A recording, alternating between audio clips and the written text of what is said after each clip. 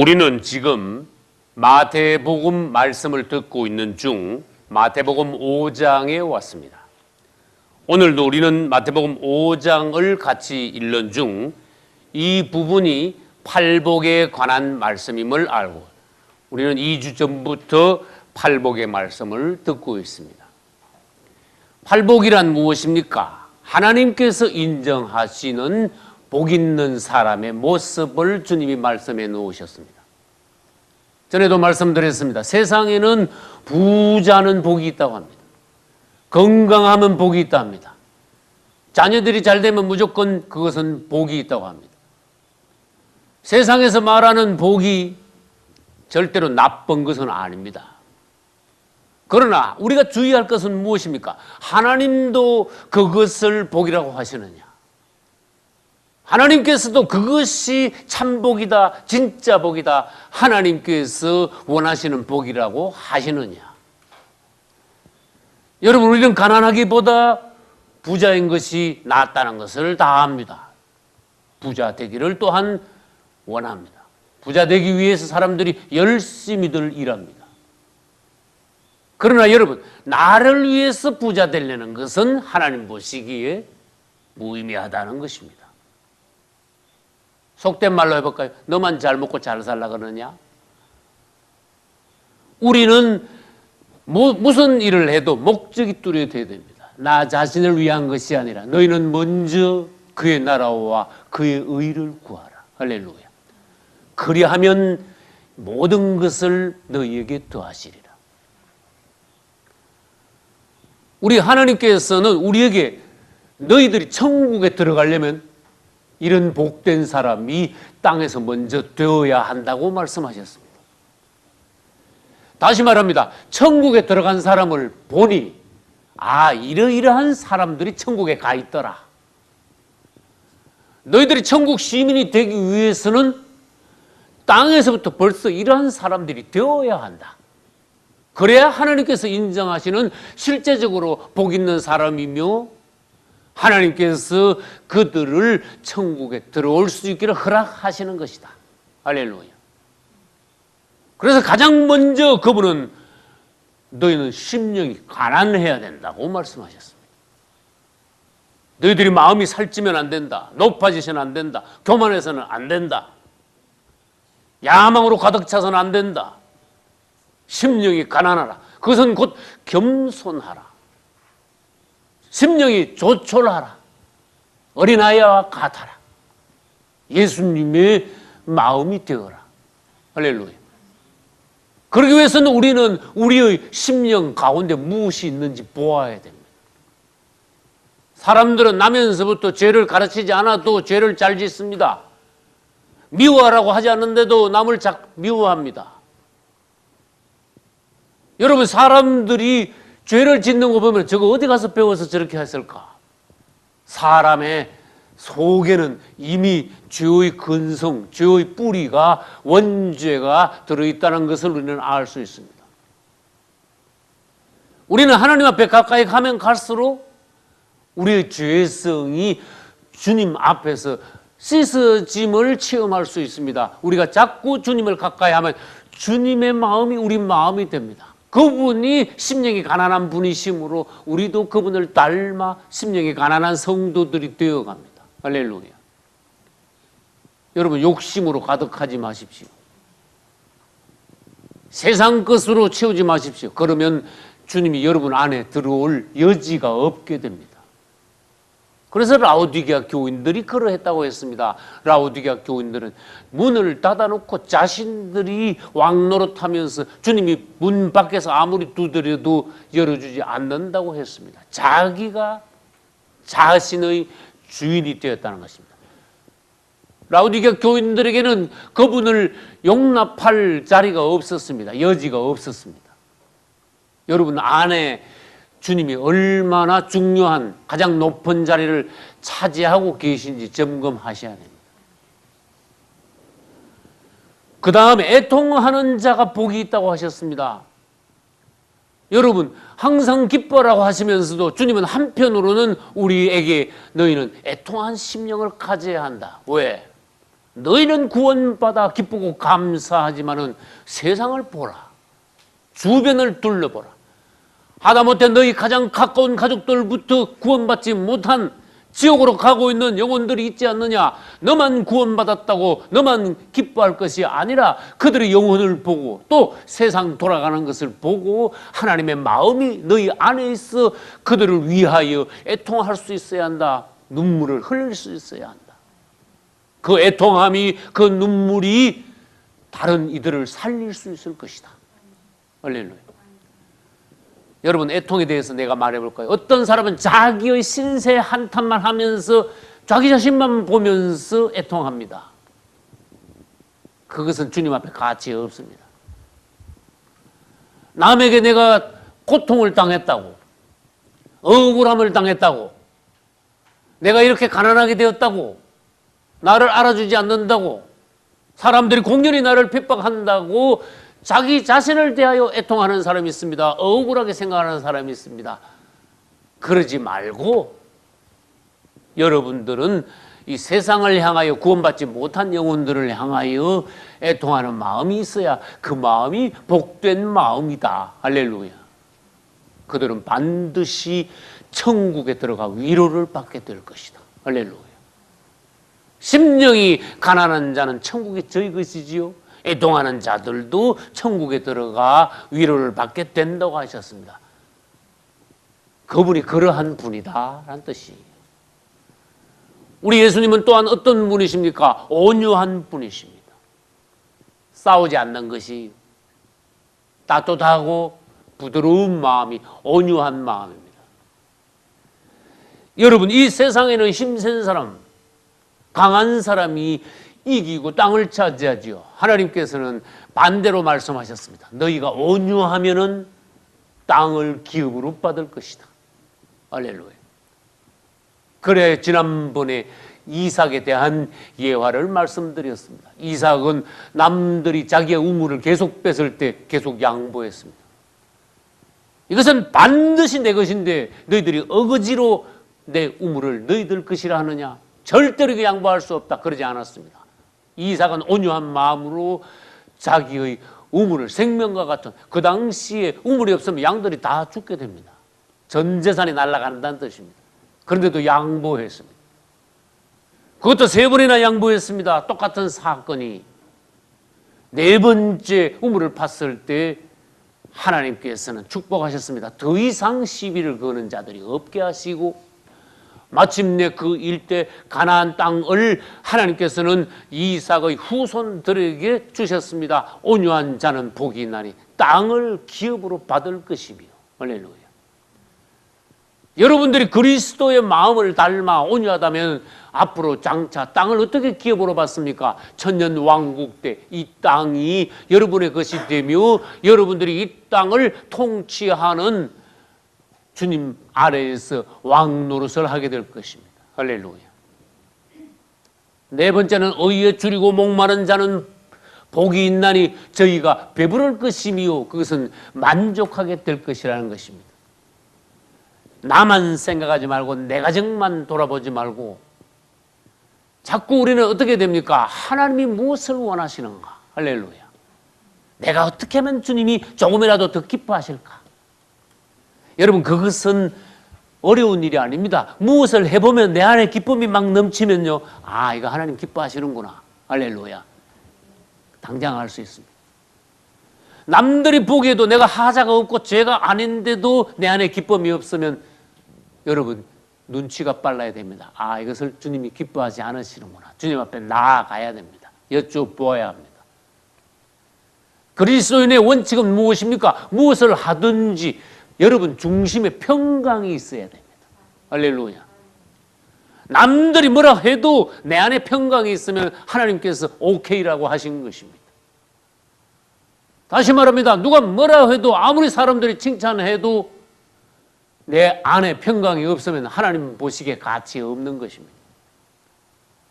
주님께서는 의에 줄이고 목마른 자가 되어라. 그래야 너희가 복 있는 자다. 천국 시민이 될 수 있다. 그것은 바로 하나님께 너희의 마음을 두라. 의에 줄이고 목마른 것이 무엇입니까? 여러분, 배고프고 목마른 사람들은 무엇이 생각납니까? 먹고 마시는 음식만 생각나겠죠. 목마른 사슴이 시냇물을 찾듯이. 이런 심령을 어디다가 맞추라는 것입니까? 하나님께 맞추어라. 주님의 일을 위하여, 하나님이 기뻐하시는 일을 찾기 위하여 목마른 사슴이 시냇물 찾듯이 주님이 무엇을 기뻐하실까? 무엇을 원하실까? 하나님의 뜻, 그분의 목적, 그분의 마음은, 열망은 어디에 있을까? 그분의 생각은 뒷전이고 나 혼자 잘 먹고 잘 살기 위하여만 세상에서 아무리 열심히 해도 결국은 주님 앞에 남는 것이 없다는 것입니다. 우리가 그분을 먼저 생각할 때 그분은 우리를 먼저 생각해 주십니다. 할렐루야.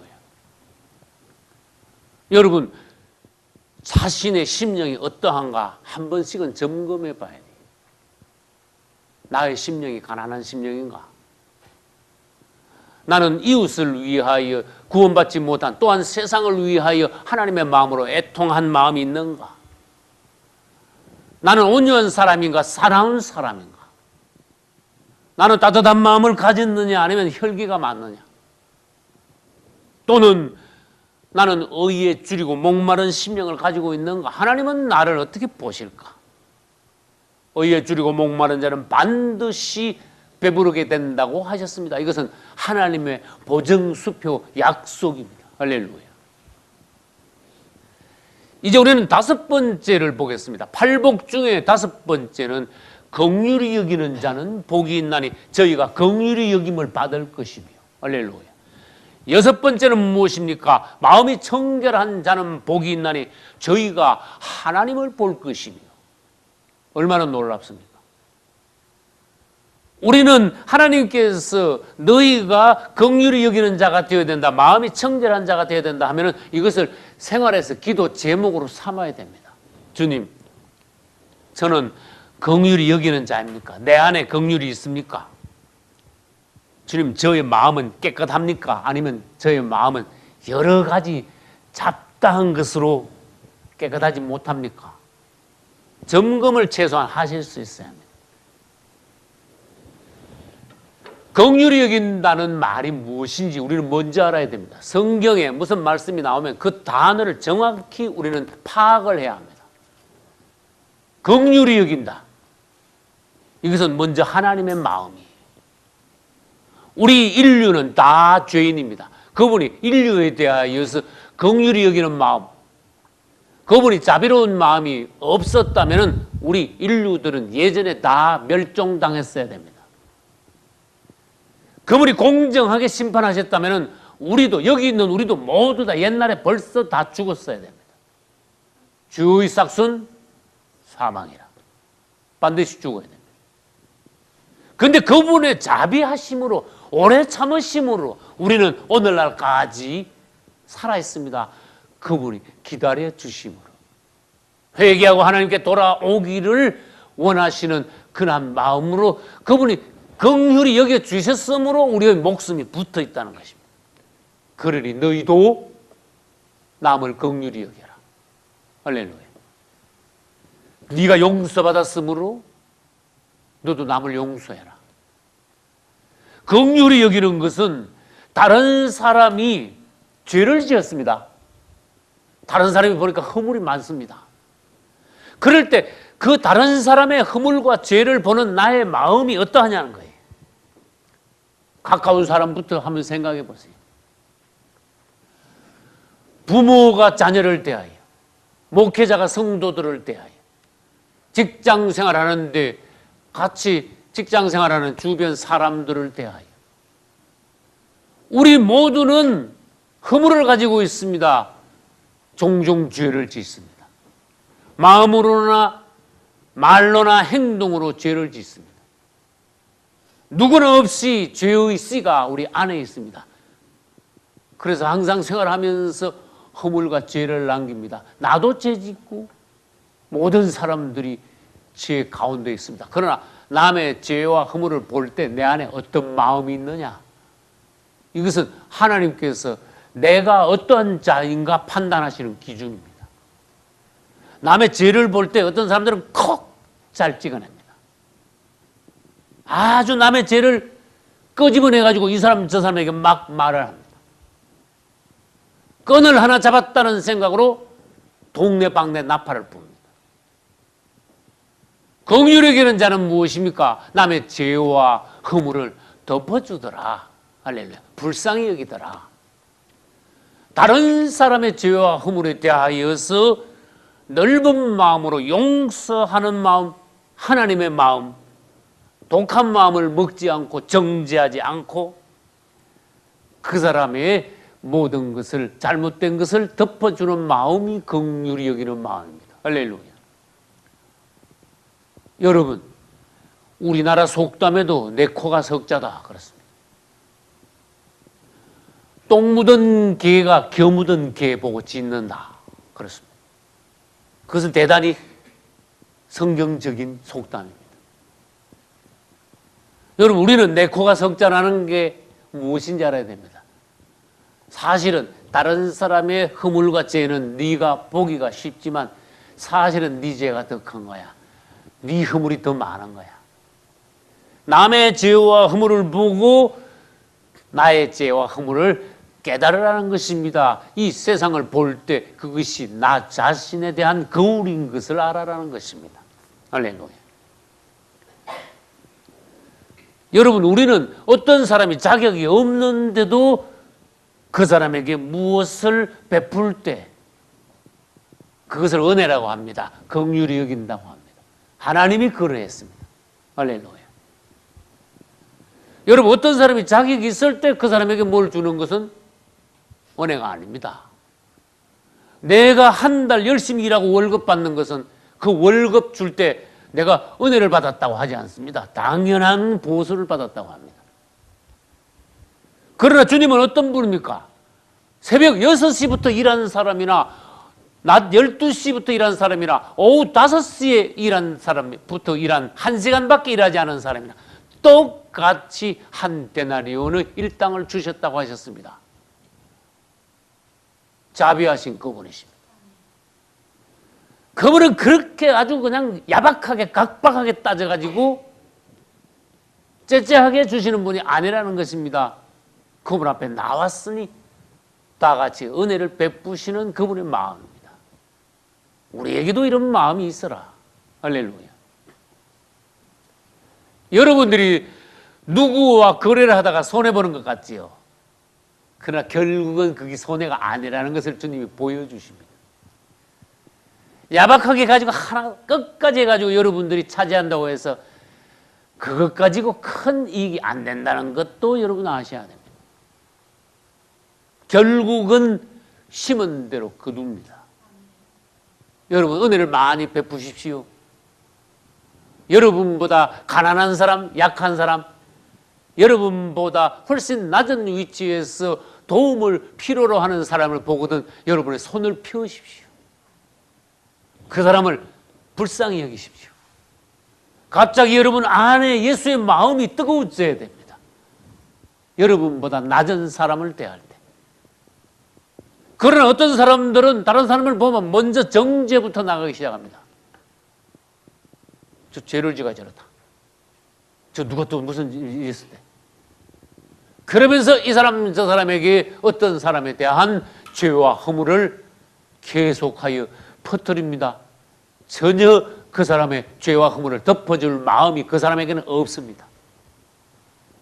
네가 남을 긍휼히 여기냐? 너도 긍휼히 여기지만 남을 긍휼히 여기지 않았느냐? 너 하나님의 심판대 앞에 가서 너에게 전혀 주님이 긍휼을 베풀지 않을 것이다. 주님이 너에게 대단히 엄정하실 것이다. 봐주는 거 없을 것이다. 그럼 우리는 살아남지 못합니다. 여러분, 긍휼히 여기는 자비로운 마음, 남에게 은혜를 베푸는 마음이 여러분에게 자꾸 일어나도록 예수님 마음을 담기 위하여 기도하셔야 됩니다. 할렐루야. 주님에게는 반드시 뿌린 대로 거두게 되어 있습니다. 보통 사람들이 어떠한지 아세요? 자기가 죄를 지면요 슬쩍 덮고 넘어가 버려요. 그러나 자기가 죄 지은 것과 똑같은 것을 남이 죄 지었을 때 그건 용서 안 합니다. 안 덮어줍니다. 반드시 정합니다.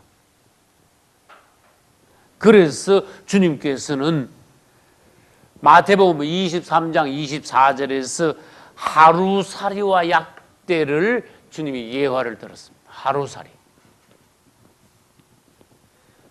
약대. 여러분, 이 하루살이는요,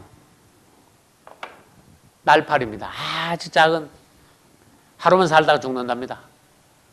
그냥 펄펄펄 날아다니다가 하루 만에 죽어버린답니다. 약대는 뭡니까? 이건 낙타입니다. 하루살이가 한 1000만 마리가 모여야 약대 한 마리 무게가 된다는 것이. 이거를 주님께서는 마태복음에서 말씀하셨습니다. 우리들과 사람들의 죄에 관하여, 또한 남의 죄를 긍휼히 여기느냐 여기지 않느냐, 정죄하느냐 불쌍히 여기느냐 않느냐 하는 것과 비유하셨습니다. 하루살이의 무게와 같은 죄와 허물도 있지만 이 세상에는 약대의 무게와 같은 죄와 허물도 있다. 맞습니까? 우리 주님은 이 모든 것을 다 그냥 용서해 주셨기 때문에 오늘날까지 우리가 살아남아 있다고 했습니다. 여러분, 남에게 고통을 당하고 있습니까? 공격을 당하고 있습니까? 부당한 대우를 받았습니까? 정말로 화나는 말을 들었습니까? 여러분, 긍휼히 여기는 마음이 먼저 있어야 합니다. 하루살이는 걸러내고 약대는 삼킨다. 제가요, 수십 년 전에 이 말을 처음에는 몰랐어. 저희가 예전에 처음에 은혜 받고 성경 읽을 때는요, 해설 성경이라는 게 없었습니다. 관주 성경, 해설 성경 이런 게 잘 없었어요. 지금은 성경책을 사면 밑에다가 어려운 부분을 다 해석을 해놨어. 단어도 해석해놓고 구절도 해석을 해놨어. 하루살이는 걸러내고 약대는 삼킨다. 이게 참 어려운 말이더라고. 나중에 알고 보니까 하루살이는 너무 작지요. 하루살이를 걸러낸단 말은 뭐예요? 탁 집어내는 거야. 지적해내는 거예요. 넘어가지 않는 거야. 남의 죄에 대하여 하루살이와 같은 아주 작은 죄와 허물은요, 걸러냅니다. 넘어가지 않습니다. 콕 집어냅니다. 바리새인들이 그러했다고 했습니다. 남에 대하여 다른 사람의 하루살이와 같은 아주 작은 죄와 허물은 탁 집어내고 딱 정죄하면서 자신의 약대와 같은 죄는 꿀떡 삼키더라. 이건 대단히 하나님 앞에 잘못된 거예요. 우린 반대가 돼야 돼. 할렐루야. 여러분, 그거의 반대가 뭔지 말해 보십시오. 나의 죄 중에 하루살이와 같은 작은 죄는 내가 용납하지 말아야 돼. 남의 아무리 약죄와 같은 큰 죄를 용서했어도 나의 하루살이와 같은 작은 죄는 여러분 용서하지 마십시오. 작은 죄도 눈 감아주지 마십시오. 나에 대해서는 엄정해야 돼. 다른 사람에 대해서는 관대해야 됩니다. 할렐루야. 나의 죄가, 나의 허물이 아무리 작다 그래도 그것을 자꾸 눈 감고 슬슬 넘어가다 보면 그 하루살이가 언젠가는 약대가 됩니다. 그 죄가 나를 집어삼킬 것입니다. 우리 주님은 너희가 자신에 대해서는 엄정하고 남에 대해서는 긍휼히 여겨라. 할렐루야. 그러므로 너희도 긍휼히 여김을 받을 것이다. 마태복음 18장 23절에도 그 마음을 이에 해당되는 예화가 있습니다. 어떤 사람이 1만 달란트 빚을 졌습니다. 사정사정 했을 때 그 빚을 탕감해 주었다고 했습니다. 여러분, 1만 달란트는 돈으로 계산이 안 될 정도입니다. 몇 조나 될지도 모릅니다. 억 단위가 아닙니다. 이거는.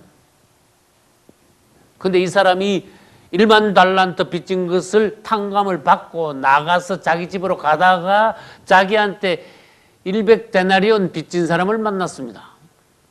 그것은 뭐와 뭐의 비유입니까? 하루살이와 약대의 비유입니다. 하루살이가 10,000마리가 모여 약대 한 마리 무게가 되듯이 100데나리온을 수도 없이 모아야 1만 달란트가 된다는 것이에요. 그런데 100데나리온, 나한테 작은 빚 있는 사람을 집에 가다 딱 길에서 만났어. 야, 내려봐. 너 그거 왜 안 갚아? 미안합니다. 제가 형편이 너무 안 좋아서 지금 생활이 너무 어렵기 때문에 갚지 못하고 있습니다. 조금만 더 참아주세요. 제가 그 빚을 왜 잊어버렸겠습니까? 그런데도 이 사람은요, 용서하지 않았습니다. 그 사람을 멱살을 붙잡았습니다. 오늘은 너 도저히 안 되겠다. 그러면서 그 사람을 감옥에다 집어넣었습니다. 그런 비유를 하셨습니다. 우리 사람들 중에 이런 사람이 많다는 것을 주님이 말씀하셨습니다. 여러분들은 긍휼히 여김으로 남의 죄를 자꾸 용서하는 마음을 가지시기 바랍니다. 할렐루야. 예수님도 십자가에 죽으실 때에 자기를 못 박는 이들에 대하여서 주님께 구했습니다. 아버지여, 저희 죄를 사하여 주옵소서. 스데반 집사도 사도행전 7장 끝부분에서 돌로 자기를 쳐 죽이는 자들에 대하여서 주여, 이 죄를 저들에게 돌리지 마옵소서. 이것은 보통 마음이 아닙니다. 우리가 이런 마음을 갖기까지는 많은 기도가 필요합니다. 많은 변화가 있어야 됩니다. 우리는요, 군뱅이도 건드리면 꿈틀한다 그러죠. 우리는 누가 건드리면 꿈틀을 잘합니다. 반응을 잘합니다. 혈기가 잘 나옵니다. 그러나 주님은 뭐라고 하셨습니까? 너희가 모든 남의 죄에 대하여 반응하지 말라, 덮어주라. 할렐루야. 그 다음 6번째 무엇입니까? 마음이 청결한 자는 복이 있나니 저희가 하나님을 볼 것이며. 할렐루야. 얼마나 놀라운 말씀입니까? 유리창이 더러우면 바깥이 보입니까? 안 보이지요. 마음이 더러운 사람이 하나님이 보이겠습니까? 천국이 보이겠습니까? 유리창을 깨끗이 닦는 것 같이 너희가 너희 마음을 깨끗하게 해보아라. 그러면 너희 마음이 깨끗한 만큼 하나님이 점점 보이기 시작할 것이다. 천국도 보이기 시작할 것이다. 할렐루야. 내가 의롭게 되기 위해서는 내 자신에 대해서는 엄정해야 되죠. 그 다음, 긍휼히 여기는 것은 남을 대하여서 불쌍히 여기는 마음이죠. 지금 말한 마음이 청결한 것은 무엇입니까? 하나님을 향하여 네가 깨끗한 마음을 가져라. 여러분, 마음이 청결한 것은 무엇입니까? 반대로 하면 더럽지 않은 걸 말합니다. 또 마음이 청결하다는 말은 무엇입니까? 단순하다는 것입니다. 할렐루야. 순수하다는 것입니다. 여러분, 우리 사람의 마음은 처음부터 깨끗하지 않았습니다. 그러나 예수 그리스도를 믿고 회개하여 예수의 피로 우리가 씻음을 받으면 하나님께서 보시기에 깨끗한 자가 됩니다. 할렐루야. 여러분, 자꾸 유리를 닦아 맑게 만들듯이 여러분의 심령을 자꾸 하나님 앞에 나아가 회개하고 예수의 피로 씻음으로써 여러분들이 마음이 깨끗하게 되어야 합니다. 할렐루야. 그분께 나아가면, 그분을 찾으면, 그분의 말씀을 듣고 기도할 때, 그분의 이름을 부를 때 여러분의 마음은, 여러분의 심령은 그분이 깨끗하게 만들어 주시는 것입니다. 할렐루야. 내가 일부러 내 마음을 자꾸 깨끗하게 하려는 것이 아니라 그분께 나아가면 나갈수록 그분은 우리 마음을, 우리 중심을 깨끗하게 해 주십니다. 할렐루야. 여러분, 단순해야 됩니다. 말은 이렇게 하는데 마음은 그렇지 않다. 그것은 이중적인 사람입니다. 그래서 우리는 솔직한 사람이 무엇입니까? 마음에 있는 것을 그대로 말하는 사람을 솔직하다 그럽니다. 그런데 많은 사람들이 솔직하지 않습니다. 다른 마음을 가지고 있습니다. 사람 앞에서도 그렇고 하나님 앞에서도 그러합니다. 어떤 사람의 마음은 거짓됩니다. 이중적입니다. 여러분이 그분만 생각하고 그분만 사랑하고 위한다면은 그분만 사랑하고 위하니까 단순하지요. 다른 게 섞여 있지 않죠. 그러니까 청결한 마음이 되는 것이. 여러분 안에 주님만 있는 것이 아니라 세상적인 욕심이 잡다한 것이 많이 있다면은 이건 둘이 섞인 거예요. 물로 말하면 아주 더러운 탁한 물이야. 그러나 여러분 마음이 그분 하나에게만 있다. 그것은 청결한 마음이 됩니다. 할렐루야. 청결한 마음, 깨끗한 마음, 그분만 위하는 마음, 단순한 마음입니다. 할렐루야. 주님만 사랑해야 돼요. 예를 들어서 성경에 다윗 시대에 사울 왕이 있었습니다. 이 사울 왕은 다윗 왕의 장인이었어요. 이 사울 왕은 처음에는 사람이 아주 좋았습니다. 하나님께서 이 사울을 이스라엘의 왕으로 세우라고 사무엘에게 명하여 사무엘은 이 사울에게 기름을 부어 이스라엘의 왕을 삼았습니다. 그러나 왕 되고 난 뒤에 사울은 변질되었습니다. 이것은 마치 루시엘 천사장이 나중에 루시퍼가 된 것과 같은 것입니다. 이 사울 왕은 뒤에 변질되기 시작했습니다. 사람이 타락하기 시작했습니다. 사울 왕의 죄는 성경 읽어보면 아주 엄중한 것이 마귀에게 완전히 사로잡힌 사람의 행실이었어요. 그 중에 하나는 무엇입니까? 사무엘이 사울 왕에게 와서 블레셋을 전부 다 도말하라 그랬습니다. 여러분, 이 사울 왕에게 원수들을 가서 전부 다 남기지 말고 모두 다 죽여라. 심지어 짐승까지도 다 죽여라. 이것은 우리 주변에 있는, 우리 안팎에 있는 마귀를 뿌리 뽑아야 되고 마귀를 완전히 철저하게 물리쳐야 우리가 살아남을 수 있다는 것입니다. 사울 왕은 예 하고 전쟁을 나아갔습니다. 그래서 완전히 적군들을요, 블레셋이 아니라 아말렉을 도말하라. 그래서 아말렉 군대를 도말을 하는데 이 사울 왕은 가서 적군들을 갖다가 전부 다 죽였는데 사울 왕 마음 안에 순수하게 순복하고자 하는 마음이 그는 없었어요. 거짓된 마음이 있었어. 하나님이 가서 적군을 전부 다 도말하니까 예하고 가긴 가서 막 신용을 했습니다. 그런데 적군들을 죽이는 중에 왕을 살려놓았습니다. 아각이라는 왕입니다. 그 다음에 뭐를 살렸습니까? 짐승들 중에 살찐 것을 하나도 안 죽이고 다 살려서 그대로 다 끌고 왔습니다. 하나님께서 보시기에 아주 악한 마음입니다. 불순종입니다. 그때 주님께서 하신 유명한 말씀이 무엇입니까? 순종이 제사보다 낫다. 이 사울은 욕심이 있었어요. 하나님의 명령을 순수하게 순종하고자 하는 마음이 그에게는 없었습니다. 자기 욕심을 차렸습니다. 우리는 순수하게 하나님 말씀을 따라야 합니다. 할렐루야. 그 다음, 여러분들이 잘 아는 선지자 중에 가짜 선지자 발람이 있어요. 이 가짜 선지자예요. 오늘날 거짓 종들의 예표입니다. 발람은 발락이라는 왕이 그를 불러가지고 이스라엘을 저주하라고 했습니다. 재산을 많이 줄 테니까, 보물을 많이 줄 테니까 와서 이스라엘을 저주하라. 그렇게 명색이 선지자라고, 예, 알겠습니다. 하나님께 한번 물어보고 가겠습니다. 근데 이 발람의 마음에는 벌써 이미 무슨 마음이 있었어요? 보물을 많이 준다니까 거기에 마음이 혹했어. 마음이 벌써 거기에 가 있어. 그러면서도 형식을 내세웠습니다. 그래도 하나님께 한번 여쭤봐야지요. 그런 식이야.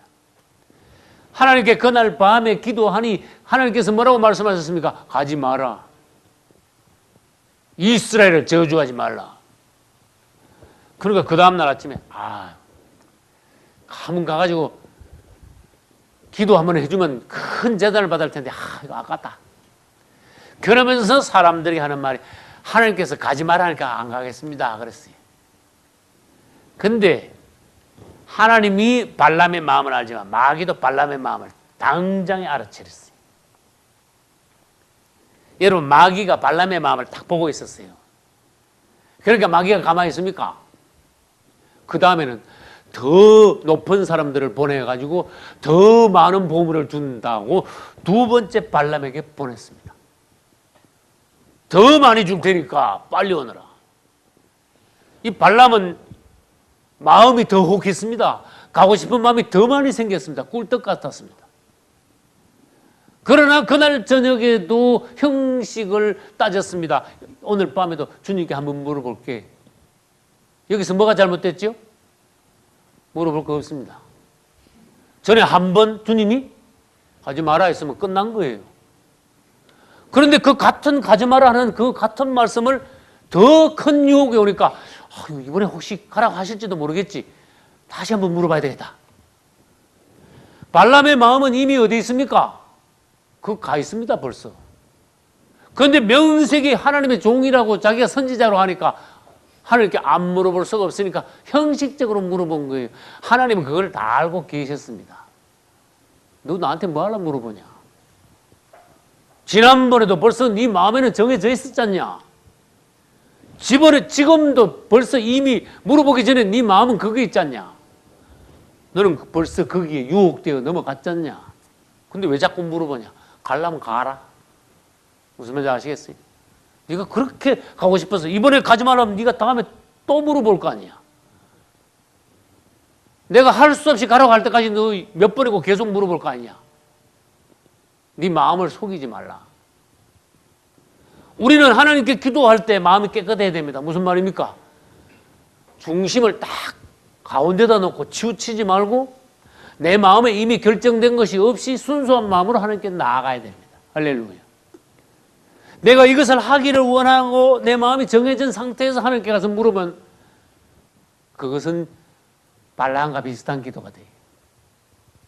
여러분이 정해놓지 말고 하나님께 물어보십시오. 할렐루야. 이 발람은 하나님께서 다 알아채렸습니다. 가려면 가. 뭘 자꾸 물어봐. 그랬어요. 넌 이미 결정된 거 아니야. 그것은 하나님께 묻는 게 아니야. 네가 그냥 형식적으로 나를 물어봐. 나를 무시하는 것밖에 안 돼. 그래서 발람은 가다가 괘씸하여 기다거리고 가는 것이 하나님이 도무지 못 보겠어. 괘씸해가 천사를 보내가지고 칼로 죽이려고 그랬습니다. 돈에 눈이 어둡다. 무슨 말인지 알겠죠? 그래 천사가 보일 리가 있습니까? 누구는 대신에 천사를 봤다. 발람을 싣고 가는 나귀는 오히려 천사를 봤다. 그게 나귀보다 못하더라. 짐승만 못한 발람이 되었더라. 왜? 그가 마음이 깨끗하지 않으니까 그가 종으로서 자격을 잃었습니다. 우리는 스스로에게 질문해 보아야 됩니다. 우리 안에 어떤 심령이 있는가? 예수님을 얼마나 닮았는가? 하나님 앞에 와서 얼마나 우리가 순수한가? 남을 대하여 불쌍히 여기는 마음은 있는가? 우리의 마음은 가난한가? 부한가? 남을 위하여 이 세상을 위하여 사무엘이 애통한 것처럼 우리가 애통하며 기도한 적은 얼마나 있는가? 내 마음은 온유한가? 아니면 냉정한가? 어이에 줄이고 목마름이 나에게 얼마나 있는가? 여러분들이 이런 말씀을 들음으로 예수님을 닮아가게 됩니다. 할렐루야. 말씀 안에는 능력이 있습니다. 실제가 있습니다. 그러므로 여러분들이 하나님의 시민으로서 천국의 시민으로서 다듬어져 갑니다. 예수님을 닮아갑니다. 천국에 들어가기에 하자가 없게 됩니다. 여러분 자신이 예수님을 꼭 닮으시기를 주 예수 이름으로 축원합니다. 할렐루야.